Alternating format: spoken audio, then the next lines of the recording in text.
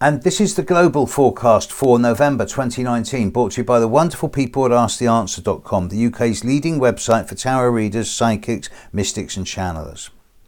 Now that Pluto and Saturn are both moving forward in Capricorn, the big changes that are coming up in January of next year are already beginning to just show signs on what I call the over-the-horizon radar. Uranus moving backwards in Aquarius isn't doing a lot at the moment.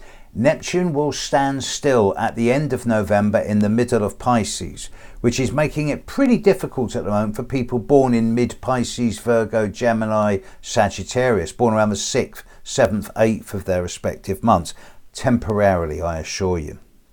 Jupiter's now moving into the end of Sagittarius and will move into Capricorn next month, and it won't come back to Sagittarius until 2030, at least 11 years. Mars is currently in the second half of Libra and will leave Libra on the 20th of November and move into Scorpio. Venus is in Sagittarius almost the entire month. The full moon in Taurus on the 12th of November is in a very good position, working very well indeed with Saturn and Pluto, suggesting that it's a good time in general for financial and economic issues, money making, but not excessively so. The new moon in Sagittarius on the 26th of November at 4 degrees of Sagittarius is relatively low key, apart from for a few individuals.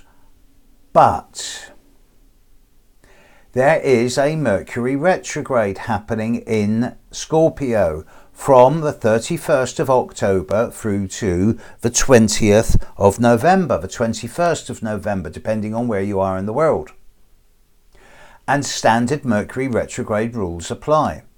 This is not a good time for making any major changes, of course, for buying a car, for negotiating a new mortgage, for getting married, for signing anything that commits you to a long-term future. This is a time of delay. And for those of you who aren't being affected by the Mercury retrograde, people around you will be. So emails are going to get lost, phone calls will get missed, travel plans will be delayed. Classic Mercury retrograde.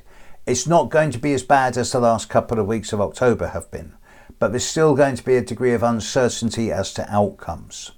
So for the vast majority of people, I'm saying, look, November is not a good time for changing course. It is a time for preparing for times to come, for recharging your batteries, rebooting your soul.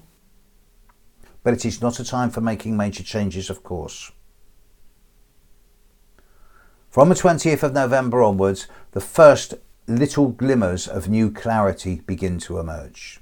But if the planet were one person and it were my client, I'd be saying in November, stay low, stick to your guns, keep your powder dry, wait to December for making major changes.